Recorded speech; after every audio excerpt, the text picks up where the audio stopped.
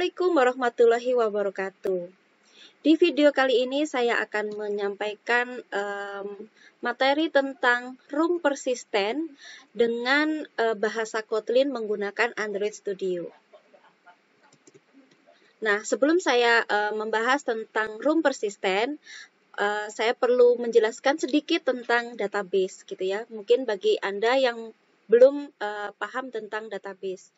Jadi, database ini merupakan suatu penyimpanan data yang bisa kita gunakan untuk menyimpan data yang terstruktur atau secara berulang. Terstruktur di sini artinya ada data, misalnya kalau di kampus gitu ya, ada data tentang mahasiswa, kemudian ada data mata kuliah, dan mungkin ada data dosennya, seperti itu.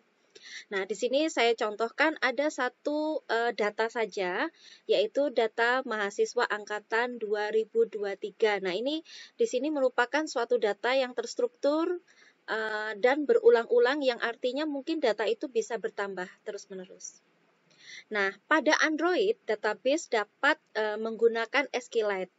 Database yang dibuat hanya dapat diakses oleh aplikasi yang Anda buat sendiri gitu ya. Jadi ketika orang lain mau menggunakan mungkin tidak bisa mengambil datanya karena menggunakan SQLite. Nah, dan juga ada lagi API. Kalau API ini diperlukan untuk menggunakan database Android yang tersedia di dalam paket Android Database SQLite.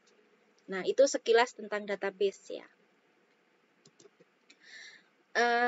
Adapun kelemahan ketika kita menggunakan SQLite ya, berikut ini akan saya jelaskan. Jadi meskipun Anda tetap bisa menyimpan datanya secara langsung dengan menggunakan SQLite, tetapi penggunaan API SQLite ini memerlukan banyak waktu dan upaya untuk menggunakannya. Nah, ini sebagai contoh, semakin banyak query yang disimpan di dalam SQL, maka akan membutuhkan waktu lebih banyak pula. Bila ada perubahan pada skema basis data, maka Anda perlu mengupdate query SQL dan objek data Java-nya yang terpengaruh secara manual. Nah, proses ini tentu akan memakan waktu dan pastinya rawan kesalahan gitu ya. Nah, jadi Anda perlu banyak kode boilerplate untuk mengonversi antara query SQL dan objek data Java-nya. Nah, sekarang saya akan menjelaskan tentang room yang berbeda dengan SQLite ya. Nah, room di sini sebenarnya bukan merupakan database ya, bukan. Tetapi room ini merupakan library yang biasa kita sebut dengan room persistence library. Nah, panjangannya seperti itu. Tapi kita sering menyebut mudahnya dengan singkat room begitu saja. Jadi, room persistent library ini yaitu bagian dari Jetpack yang berfungsi untuk menyediakan lapisan abstrak di atas SQLite. Nah, kelebihan room apa nih? Room ini merupakan lapisan di atas SQLite. Salah satu kelebihan room adalah menyediakan DAO. DAO itu adalah Data Access Object. Kita pun nantinya tidak perlu menulis kode SQLite satu persatu, karena room akan secara otomatis membuat file Java yang menangani SQLite, sehingga kita hanya perlu menulis kode interface-nya aja. Sangat mudah karena kita bisa menghindari boilerplate. Nah, jadi apa sih bedanya antara room dan SQLite? Kalau SQLite itu menggunakan SQLite Open Helper dan interface SQLite standar seperti DB Helper dan lain-lain. Sedangkan room menggunakan full abstraction, menggunakan room library dan akses yang lebih efisien. Nah, ketika kita membuat aplikasi penyimpanan data menggunakan beberapa library, pertama ya, kalau yang di sini room persistent, room atau room persistent library adalah sebuah library yang berfungsi sebagai abstraction layer di atas SQLite database yang memungkinkan kita menggunakan SQLite dengan lebih mudah, efektif, dan efisien. Nah, di sini room persistent ini nanti fungsinya untuk menyimpan data-data yang kita punya. Nah, supaya bisa tampil, bisa kita lihat supaya tampilannya bisa kita lihat dalam interface, maka kita perlu adanya recycler view dan card view. Nah, untuk materi recycler view sudah pernah saya berikan, ada di video lainnya. Di sini saya beritahukan definisi singkatnya bahwa recycler view adalah sebuah komponen tampilan atau widget yang lebih canggih daripada pendahulunya. Kalau dahulu kita masih pakai list view. Yang di recycler view ini sifatnya lebih fleksibel gitu. Nah, recycler view dan card view itu nanti cara kerjanya seperti ini. Jadi dari layout manager recycler view, dia nanti akan dilewatkan melalui adapter, kemudian lalu ke dataset. Gitu. Jadi harus ada adapternya. Sedangkan room persistent yang perlu kita siapkan adalah dari room persistent nanti supaya bisa kita gunakan di rest of the application, kita pakai get DAO. Data access object yang tadi saya sampaikan. Nah, data access object atau DAO ini nanti dia akan mengget entities from database gitu ya. Kemudian nanti ada persist change back to database. Nah, kemudian yang terakhir nanti ada entity. Entity ini untuk mengget atau set field values-nya. Jadi ada 3 hal yang perlu kita kerjakan ketika kita mau membangun atau membuat aplikasi room persistence. Baik, 3 hal itu saya jelaskan di sini ya. Yang pertama adalah tentu database-nya, tempat kita menyimpan datanya nanti. Ini adalah komponen utama di dalam room. Jadi database adalah holder class yang menggunakan annotation untuk menampilkan daftar dari entity-entity yang ada dan juga database version. Kelas yang beranotasi add database, nanti jadi kita juga bikin kelas yang ada nama database-nya itu harus memenuhi beberapa syarat berikut ya. Ada 3 syarat. Yang pertama berupa kelas abstrak yang mengextend room database. Yang kedua, terdapat daftar tabel-tabel atau entities database yang berada di dalam anotasi. Dan yang ketiga, berisi metode abstrak dengan 0 argumen dan mengembalikan atau return kelas ke anotasi add DAO. Gitu. Ini yang bagian pertama. Lalu di bagian kedua di dalam room juga merupakan komponen utama nih ya, yaitu DAO, singkatan dari Data Access Object. Nah, DAO ini menggambarkan metode-metode yang mengakses database, termasuk metode standar seperti CRUD, create, read, update, dan delete, menggunakan annotation untuk mengikat SQL query ke satu metode. Nah, yang terakhir nih, yang ketiga, komponen utama di dalam room adalah entity. Entity ini akan mempresentasikan data pada sebuah tabel seperti di database pada umumnya, dibuat menggunakan annotation pada Java Data Object. Setiap entity memiliki satu tabel sendiri, yang bentuknya nanti akan berupa data class. Bukan kelas saja ya, tapi data class. Nah, baiklah, kita akan latihan ya supaya lebih memudahkan kita memahami tentang aplikasi Room. Kita akan latihan membuat sebuah aplikasi catatan atau notes dengan menggunakan Room. Nanti tampilannya kira-kira seperti ini ya. Bisa Anda lihat di bagian pertama adalah di bagian sisi paling kiri sendiri. Ini adalah tampilan awal ketika aplikasi kita jalankan. Jadi nanti masih kosong kalau belum ada isinya. Lalu tombol di paling bawah ada tulis catatan, di mana kita bisa memulai untuk menulis catatan. Nah, begitu kita klik tombol tulis catatan, beralih ke halaman yang sebelahnya ya, yang kedua. Di situ nanti akan muncul 2 inputan judul dan tulis catatan. Kita nanti bisa mengisinya seperti di kolom yang ketiga ini ya. Misalnya judulnya apa, kita mau belajar coding gitu misalnya. Kemudian yang perlu ditulis apa yang harus kita pelajari, misalnya kita mau belajar room persistent, tanggal berapa, bulan berapa, mungkin perlu jamnya juga seperti itu. Nanti kalau sudah kita isikan catatan ini, kita klik tombol save, maka dia akan beralih ke yang sebelah kanan sendiri, nanti akan tampil catatan apa saja yang sudah pernah kita tulis. Nah, kebetulan di contoh di slide ini ada 2 catatan ya, ada belajar coding sama paduan suara, misalnya seperti itu. Nah, ini nanti ketika kita mau menambahkan catatan lagi, tinggal klik tombol tulis catatan di bagian bawah. Kalau catatan yang sudah kita punya, kemudian kita ingin merubahnya, kita bisa menggunakan edit. Di situ edit atau update ya, yang ada tombol bentuknya pensil itu. Untuk menghapus di sebelah tombol pensil ada tombol tempat sampah gitu ya. Baik, kita langsung latihan aja ke Android Studio. Nah, baiklah, di sini saya sudah masuk ke Android Studio. Kebetulan di sini saya menggunakan versi Dolphin ya. Walaupun saat ini sudah ada banyak versi-versi baru, saya masih cocok nih dengan versi Dolphin.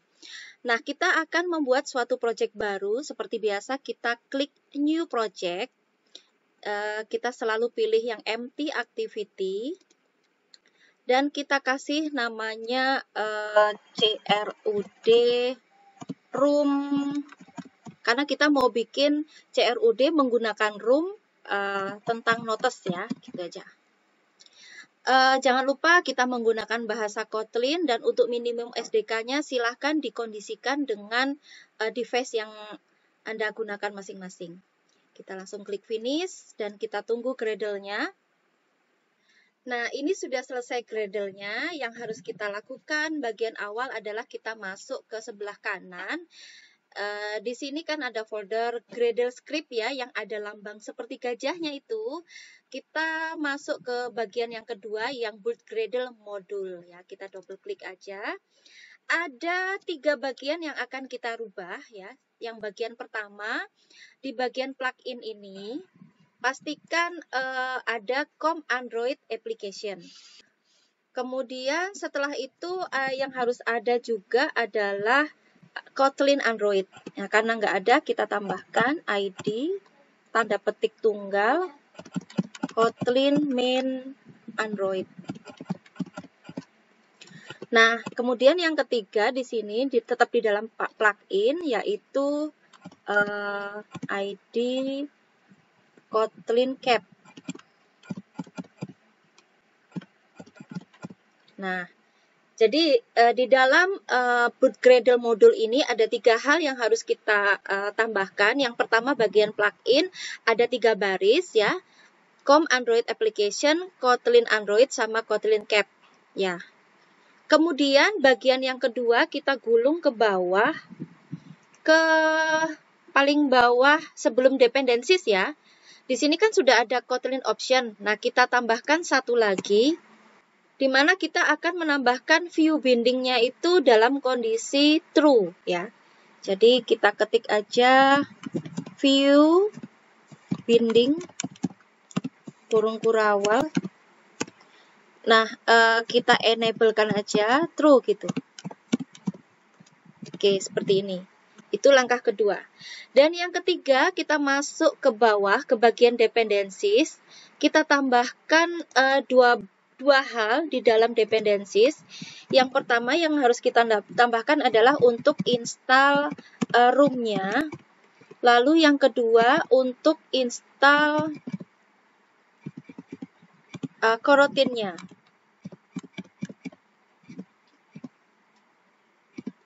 Nah, 2 hal ini ya. Nah, coroutines. Oke. Isinya adalah untuk bagian install room kita tambahkan implementation, kemudian untuk room runtime ya, Android X. Nah, ini sudah ada referensi Android X room _2 room runtime. Kebetulan di sini saya dikasih kode 260, kita ikut aja. Jadi pastikan Anda tidak ketik manual ya, jadi ngikuti referensi yang ada di Android Studio Anda.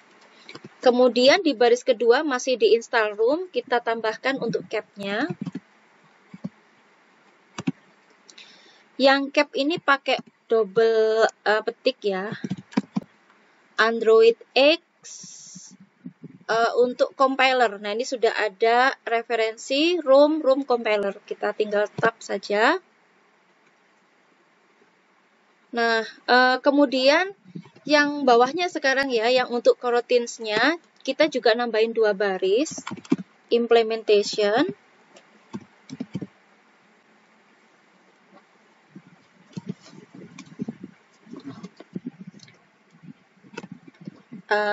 Yang pertama untuk Android Room yang ada kata KTX-nya gitu ya. Kita cari yang ada KTX-nya. Nah ini Android X Room .2 Room min KTX. Kita tap aja.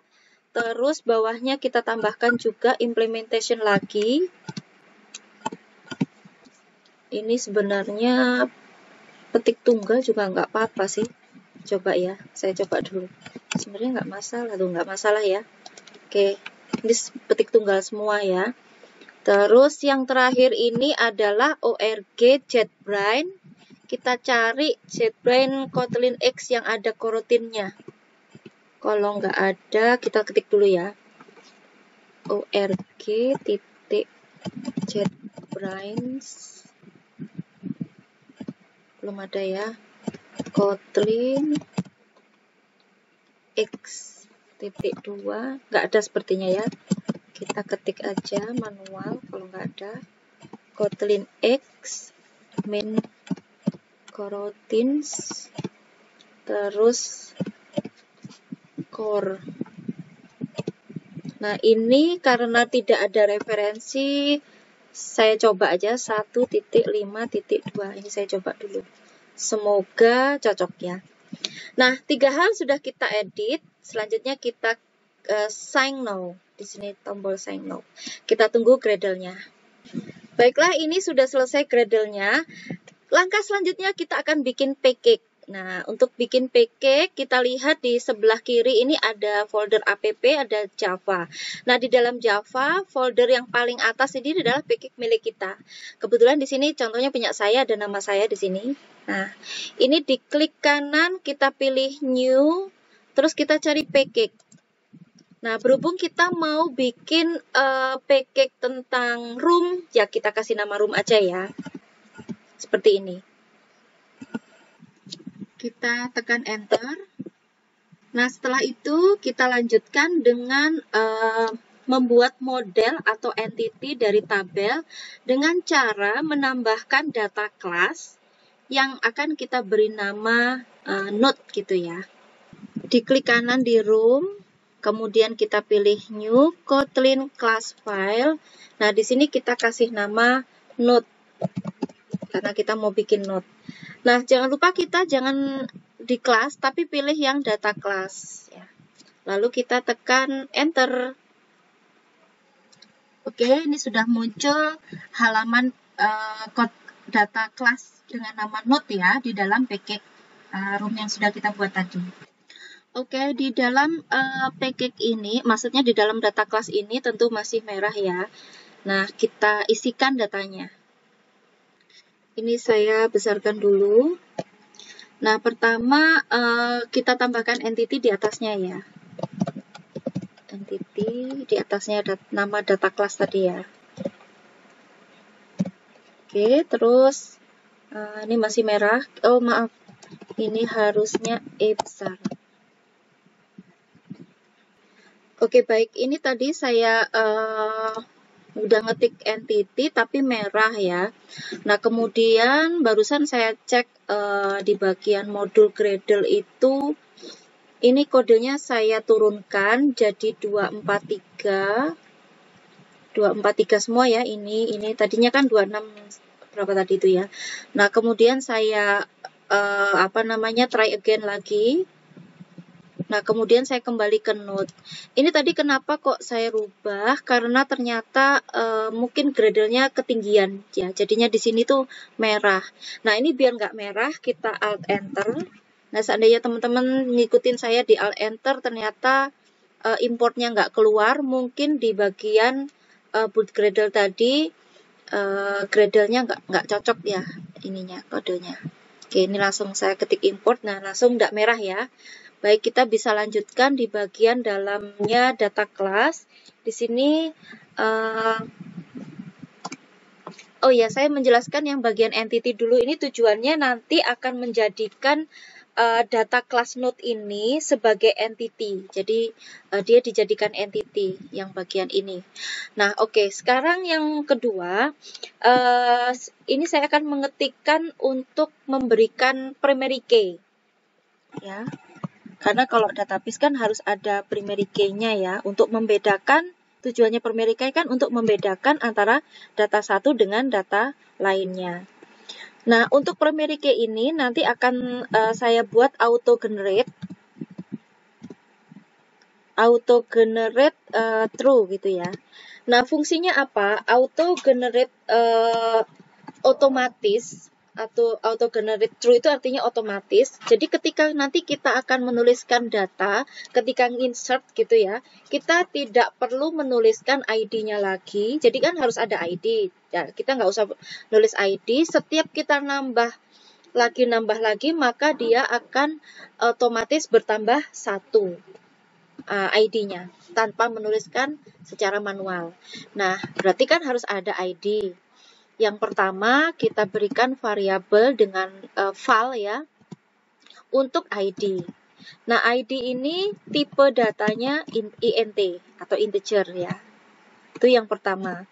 Nah, karena datanya nanti ada 2, berarti judul sama isi node-nya, maka kita di sini menambahkan val lagi untuk judulnya. Misalnya kita kasih nama title gitu ya. Kalau title tipe datanya string. Nah, kemudian yang terakhir ada isi node-nya. Kita kasih nama node aja. Di sini juga menggunakan tipe data string. Pastikan nggak merah ya. Sebentar, saya cek dulu. Ini harusnya bukan kurung kurawal ya. Saya ganti kurung biasa. Nah, yang di sini tutupnya. Harusnya begini. Nah, oke, langkah selanjutnya adalah kita akan membuat interface node DAO. Nah, cara membuatnya di package room yang udah kita buat. Di sini ya, di room kita bikin package new class Kotlin class file ya. Terus kita pilih yang interface. Nah, ini pastikan interface. Lalu beri nama node DAO. Seperti ini ya. Kalau sudah kita enter, nah di sini ada interface-nya. Sudah jadi untuk node DAO. Nah, kita isikan datanya sesuai dengan kebutuhan kita. Yang pertama, kita jadikan dia DAO ya. Kita tambahkan di sini DAO. Oke, karena ini interface. Terus di dalamnya yang pertama kita memberikan fungsi insert untuk nambahin data. Insert. Untuk menambahkan data add node gitu ya. Nambah add node.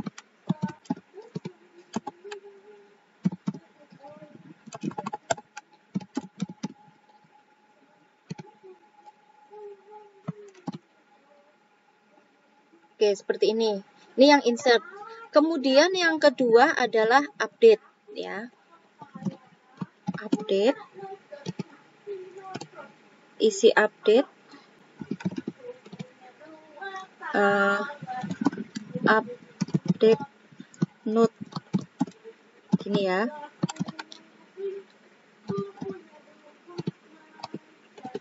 Lalu yang ketiga ini dulu ya, delete dulu ya. Delete.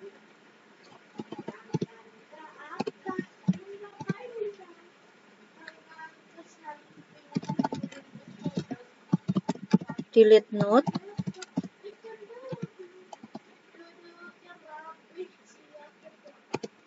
Nah, kemudian untuk menampilkan data, itu kita menggunakan query select bintang gitu ya. Nah, kita pakai query di dalam kurung query, kemudian tanda petik double, select bintang from node.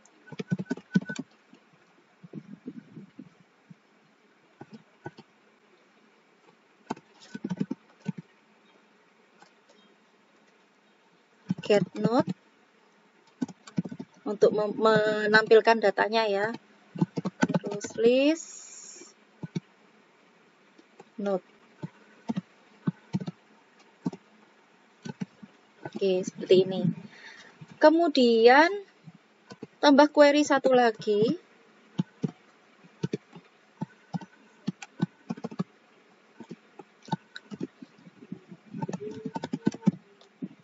Select bintang from node.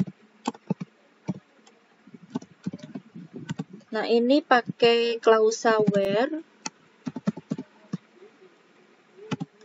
ID-nya sama dengan sama dengan _2 node ID.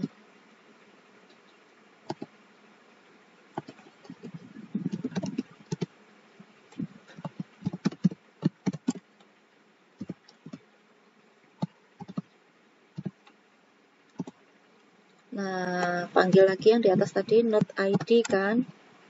Oke. Itu tipenya integer. Nah, terus list node. Oke, sudah. Nah, kemudian ada dua query ini untuk menampilkan saja ya. Untuk yang pertama ini untuk menampilkan saja datanya. Kemudian kalau yang ini menampilkan berdasarkan keyword. Jadi ada ID-nya yang dimaksud yang mana yang mau ditampilkan gitu. Nah, setelah selesai membuat entity dan DAO, kita sudah punya dua ya. Dua file class. Kemudian yang terakhir kita akan membuat instance untuk room database-nya. Nah, nanti caranya di sini di package room ya, di package room, diklik kanan, lalu kita pilih new Kotlin class. Nah, di sini kita beri nama node_db.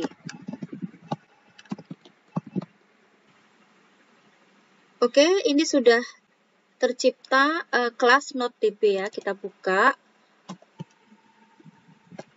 Nah, untuk isinya kita tambahkan di bawahnya package ya. Yang pertama itu yang harus ada adalah kita bikin database ya.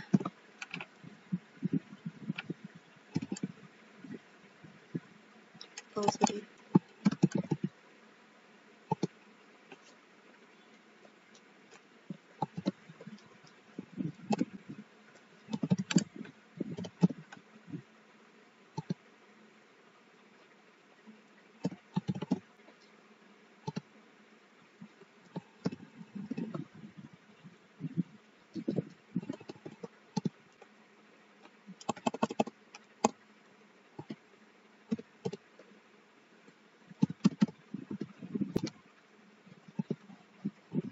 Nah, terus yang bawah, yang bagian kelas node_db ini, kelas node_db _2 room database. Room database. Saya coba dulu ya. Pastinya dia abstrak. Terus isinya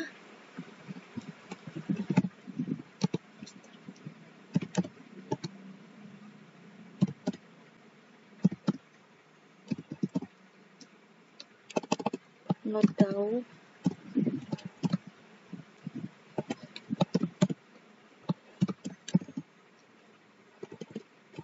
Oke, ini ya node DAO. Oke, ini kita jadikan abstrak aja ya.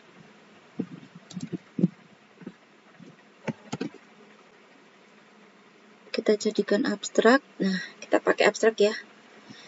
Kemudian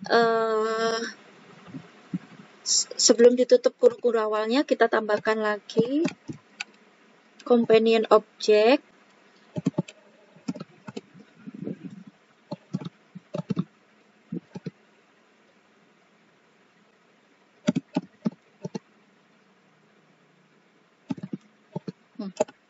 Kita pakai var aja.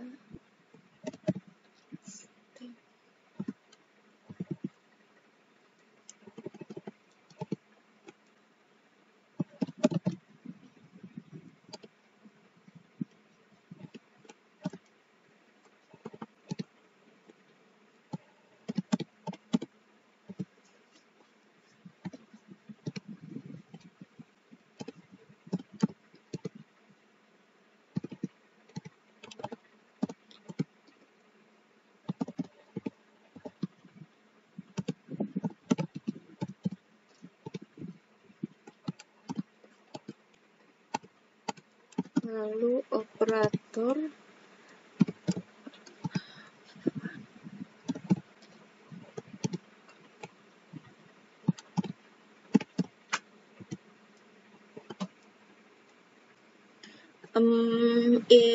ini konteks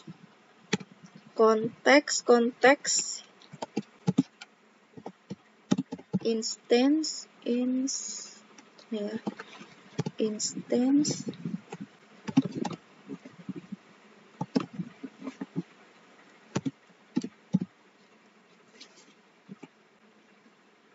synchronize. Oke, saya gulung dulu biar kelihatan ya. Nah, synchronize swap, terus kurung kurawal buka. Saya coba geser ya biar kelihatan. Oke. Nah, terus di sini instance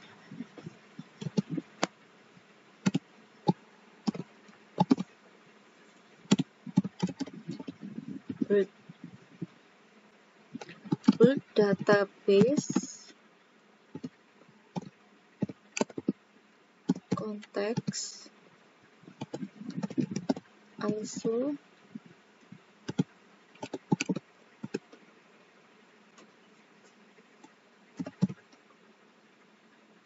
instance sama dengan IT.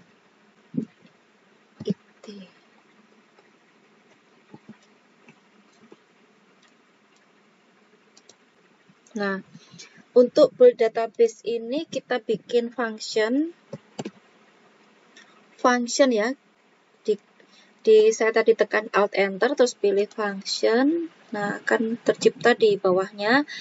Nah, ini kita tetap pakai konteks. Nah, ini yang any-nya ini saya hapus sama dengan room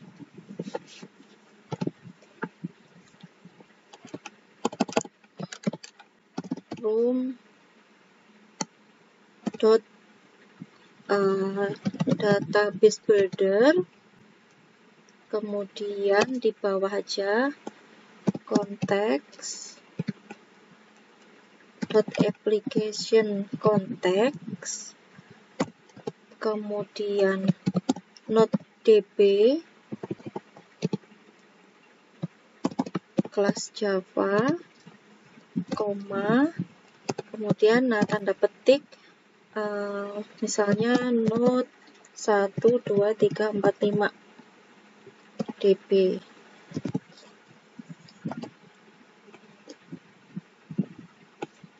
Nah, ini setelah kurung biasa, sebelum kurung kurawal kita tambahkan build.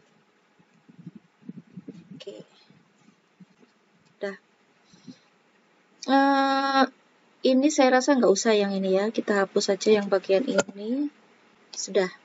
Kayaknya sudah nggak ada yang merah. Baik, saya jelaskan dulu yang di baris pertama, baris bagian atas ada data class node ya. Ini digunakan sebagai versi database-nya. Jadi versi database-nya kita pakai yang 1. Kemudian di baris yang ini ya, yang 13 ini ada abstract class node DB. Ini mewarisi fungsi dari kelas room database-nya dari sini. Nah, kemudian di fungsi build ya, mana tadi fungsi build database ini untuk membuat database node 1234.db ini sebagai tempat nantinya untuk menyimpan datanya. Nah, ini sudah selesai di bagian persiapan untuk membuat room-nya. Nah, sekarang kita akan membuat layout-nya. Untuk layout-nya silahkan disaksikan di video selanjutnya part 2.